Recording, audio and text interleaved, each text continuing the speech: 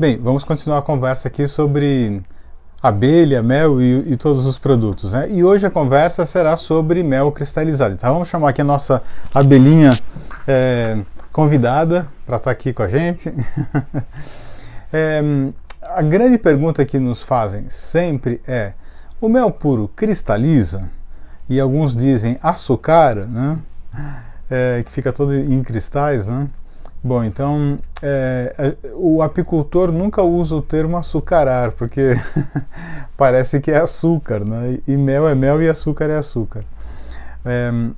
Mas o mel ele cristaliza assim. O mel puro ele cristaliza assim. Depende, logicamente, da origem botânica, da flor que a abelha visitou, para saber se o mel vai cristalizar mais rápido ou se vai demorar mais tempo, né, para a cristalização. Então, a textura do mel, normalmente, quando a gente tira do favo, né, o mel novo que a gente acabou de tirar do favo, normalmente ele é viscoso, né, não chega a ser fluido, né, mas ele é viscoso. Mas eu já cheguei a tirar mel do favo, ou pegar o favo, né, com mel cristalizado, e não consegui tirar do favo na centrífuga, porque estava cristalizado já dentro do favo. Foi uma vez que tirou mel de capixingui, e com calor, na temperatura alta. E por que eu estou falando isso?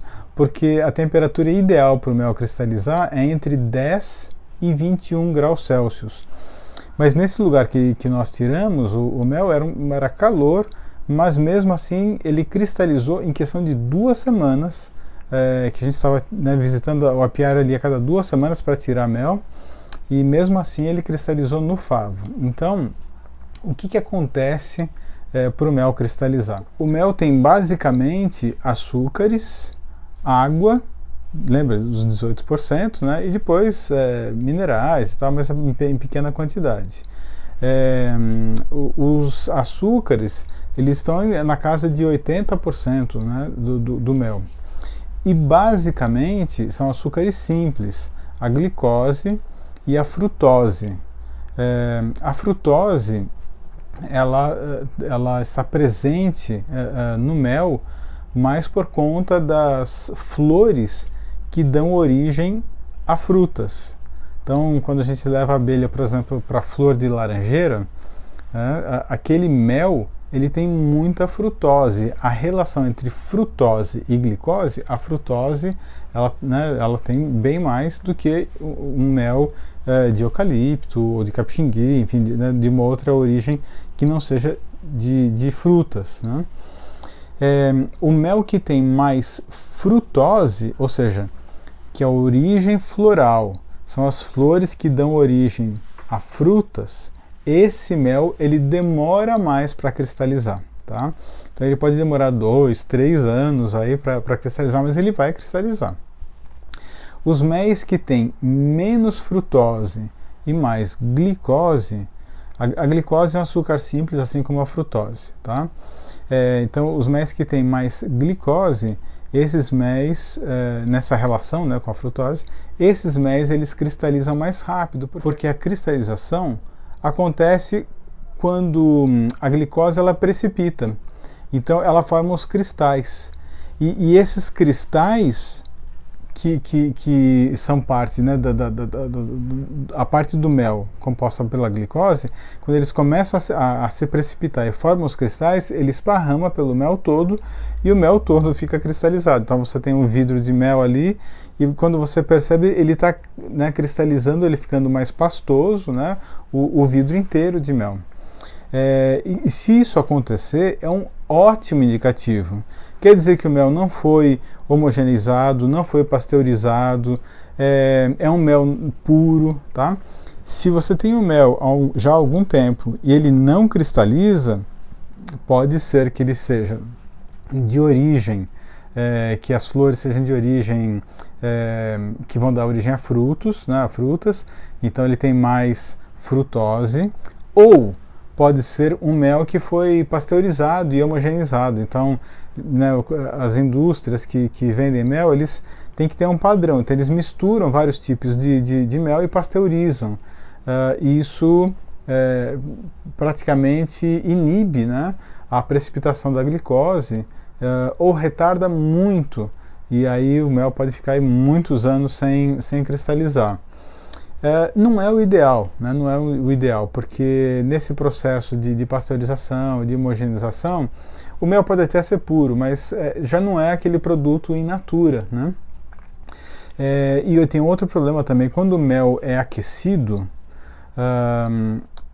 você posterga, né, o processo da precipitação, da formação dos cristais de glicose, a precipitação da glicose, que aí vai cristalizar o mel todo, você posterga isso com alta temperatura, só que você cria o HMF, hidroximetilfurfural, que é um composto que tende a escurecer o mel.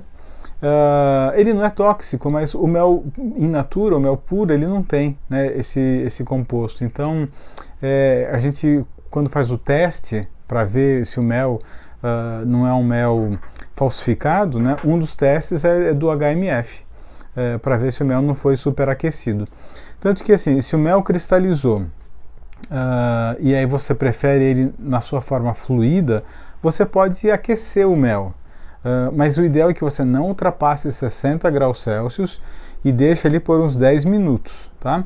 Ou então você pode deixar no sol, né? Se for vidro, você pode deixar no sol, e se você deixar ali, né, um dia no sol, 2 dias, ele já deve voltar à sua forma fluida ou já começa a voltar à sua forma fluida, tá?